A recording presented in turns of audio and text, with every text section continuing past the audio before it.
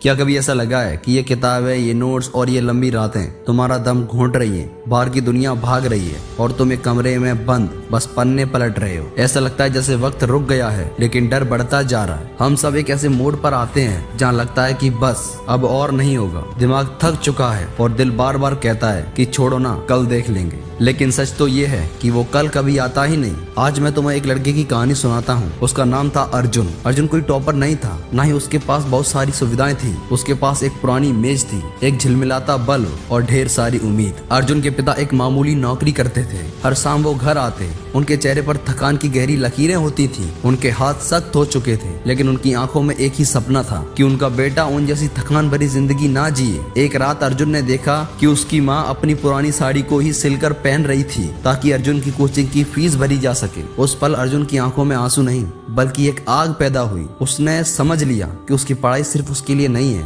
ये उसके परिवार की किस्मत के लिए है। दोस्तों, पढ़ाई सिर्फ सिलेबस खत्म करना नहीं है। हम क्या सोचते हैं कि बस हमें कैसे भी करके अपना सिलेबस कंप्लीट करना है, बट एक्चुअल में ये नहीं है भाई। ये खुद को तराशने का एक प्रोसेस है। जब तुम एक मुश्किल सवाल से लड़ते हो तो तुम सिर्फ मैथ्स या साइंस नहीं सीख रहे होते, तुम अपनी मुश्किलों से लड़ना सीख रहे होते हो। तुम्हें लगता है कि तुम अकेले हो, नहीं। हर वो इंसान जो आज सफल है वो कभी तुम्हारी जगह खड़ा था। उन्होंने भी वही तन्हाई महसूस की थी, उनका भी मन किया था हार मानने का, लेकिन उन्होंने रास्ता बदला, इरादा नहीं। सोचो उस दिन के बारे में जब तुम्हारा रिजल्ट आएगा, वो पल जब तुम्हारे नाम के आगे क्वालिफाइड लिखा होगा। तुम्हारी माँ की आंखों में खुशी के आंसू होंगे। क्या वो इस थकान से ज्यादा कीमती नहीं है? दुनिया तुम्हें कहेगी कि तुमसे नहीं होगा, लोग ताने मारेंगे, दोस्त मजाक उड़ाएंगे, लेकिन याद रखना, शोर हमेशा बाहर होता है, सुकून अंदर मिलता है। अपनी मेहनत का शोर इतना शांत रखो कि तुम्हारी कामयाबी धमाका कर दे। जब नींद आए तो उन सपनों को याद करना जो तुमने खुली आंखों से देखे हैं। नींद तो आती रहेगी लेकिन ये वक्त, ये मौका दोबारा नहीं आएगा भाई।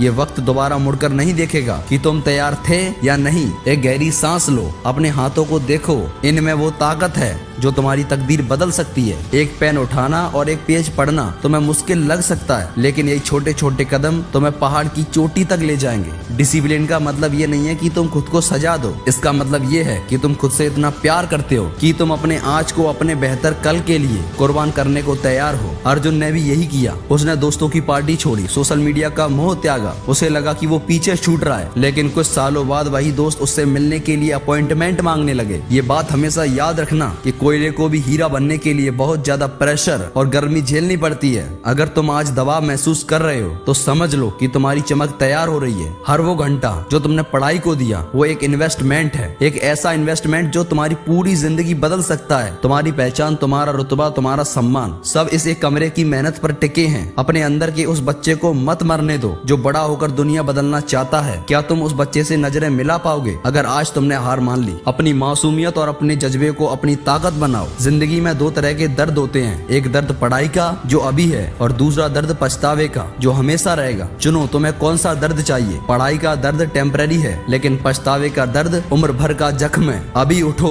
थोड़ा पानी पियो, अपने कमरे की खिड़की खोलो और बाहर की ताजी हवा लो और फिर लौट आओ अपनी किताबों के पास। ये तुम्हारी तलवार है और ये टेबल तुम्हारा मैदानी जंग। तुम अकेले नहीं हो, मैं तुम्हारे साथ हूँ और तुम्हारी वो कोशिश जो तुम कर रहे हो वो एक दिन रंग जरूर लाएगी। बस रुकना मत, चलते रहना, चाहे रफ्तार कितनी भी कम क्यों ना हो। आज का दिन तुम्हारा है, ये साल तुम्हारा है और आने वाला कल भी तुम्हारा ही होगा। बस शांति से बिना किसी शोर के अपनी मेहनत जारी रखो, क्योंकि जब तुम चमकोगे तो पूरी दुनिया रोशन हो जाएगी। बहुत बहुत धन्यवाद।